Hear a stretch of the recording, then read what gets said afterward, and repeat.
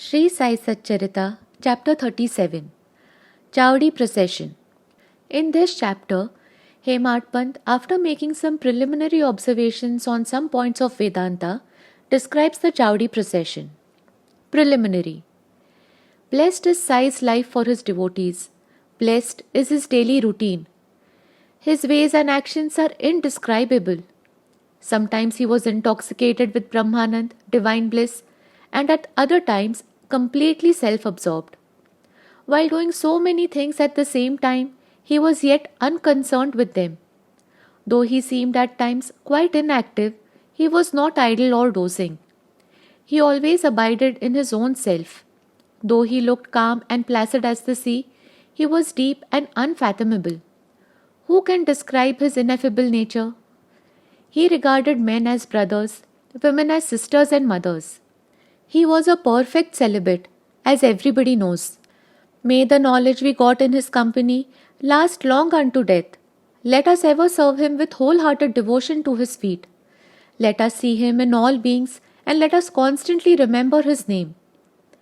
Hemad Pant, after making some lengthy dissertations on some topics of Vedanta, which he himself considers as a digression, goes on to describe the Chowdi procession.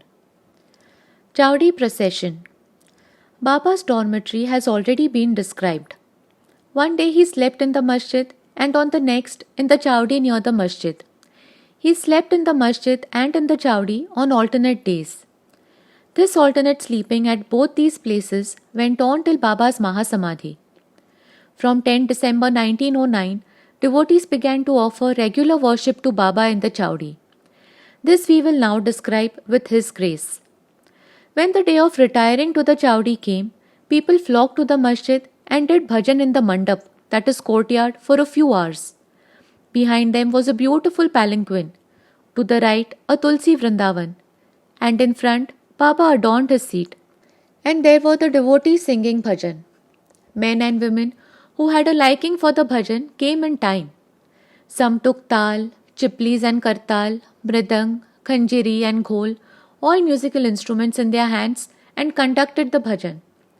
Sai Baba was the magnet who drew all the devotees to him. Outside in the open, some trimmed their divtyas, that is torches. Some decorated the palanquin. Some stood with cane sticks in their hand and hailed victory to Baba. The corners were decorated with buntings.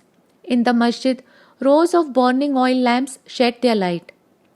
Baba's horse, Shamkarn, stood fully decorated outside. Then Tatya Patil came with a group of men to Baba and asked him to be ready. Baba sat quiet in his place till Tatya came and helped him to get up by putting his arm under Baba's arm. Tatya called Baba by the name of Mama, maternal uncle. Really, their relationship was extremely intimate. Baba wore on his body the usual kafni, took his satka, short stick, under his armpit, and after taking his chilim, tobacco pipe, and tobacco, and placing a cloth over his shoulder, became ready to start. Then Tatya placed a golden embroidered beautiful shela shawl over his body. After this, Baba himself put a few fuel sticks into the dhuni to keep it alive, and with his right hand extinguished the lamp burning near the dhuni and then started for the chowdi. Then all sorts of musical instruments, band, horns, etc. gave out different sounds, and the fireworks exhibited various colored views. Men and women singing Baba's name started walking, doing bhajan to the accompaniment of mridang and veena. Some danced with joy and some carried various flags. The bhaldars announced Baba's name when he came on the steps of the masjid. On the two sides of Baba stood persons who held chamars and others who fanned Baba. On the way were spread folds of cloth which Baba walked on, being supported by devotees' hands. Tatya Patil held the left hand and Malsapati the right, and Bapu Sahib Jog held the chhatra, that is umbrella, over his head.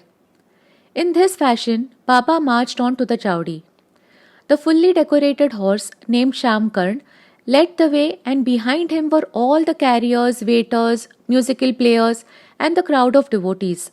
Harinam, the name of the Lord, was being chanted to the accompaniment of music, as also the name of Sai. In this manner, the procession reached the corner, and everyone who joined this party seemed pleased and delighted. On reaching this corner, Baba stood facing the Chowdi and shone with a peculiar aura. It seemed as if the face of Baba took over the glory of the rising sun. Baba stood there with a concentrated mind facing the north, as if he was signaling something. All the instruments played music while Baba moved his right hand up and down for some time.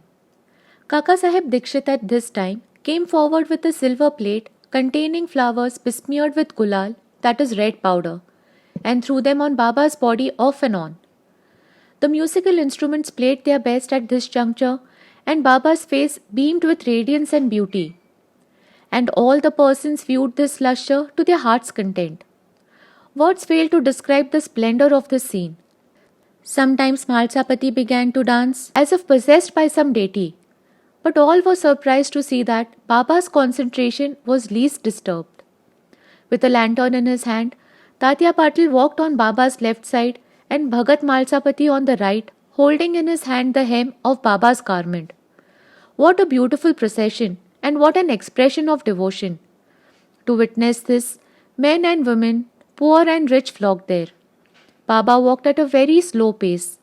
Bhaktas followed on both sides with love and devotion. With joy permeating the whole atmosphere of the place, the procession reached the Chowdi. Those days are gone now. Nobody can see them in the future. But by remembering and visualizing that sight, we can bring solace and ecstasy to our minds. The Chowdi was also fully decorated with a good white ceiling, mirrors, and many sorts of lamps.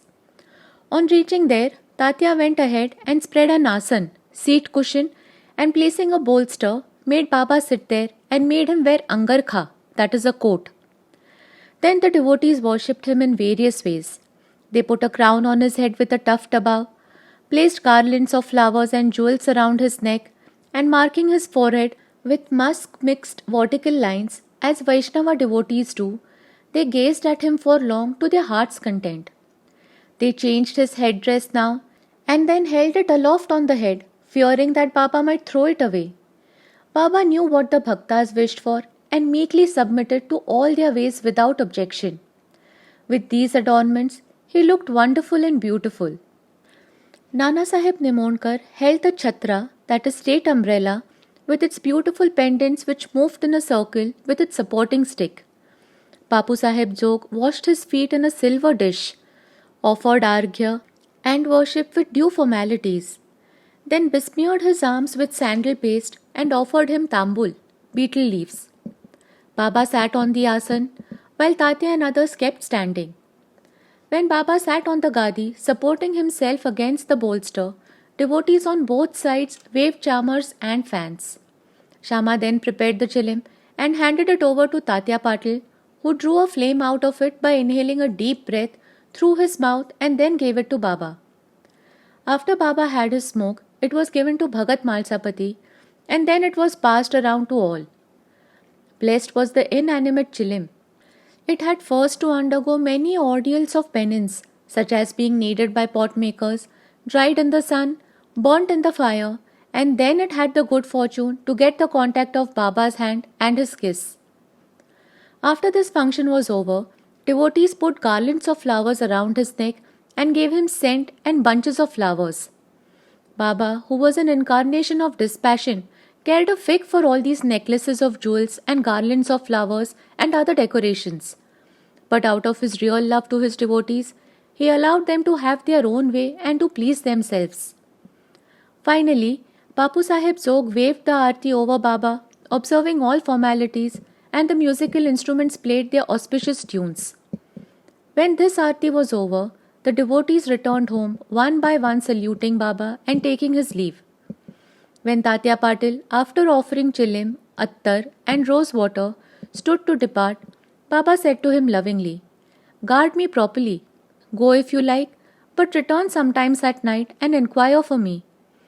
On replying in the affirmative, Tatya Patil left the Chowdi and went home. Then Baba himself prepared his bed. He arranged some sheets one upon another, and thus making his bed, went to rest. We shall also now take rest and close this chapter. with a request to the readers that they should remember Baba and his Chowdi procession daily before they retire and go to bed. Bow to Sri Sai. Peace be to all.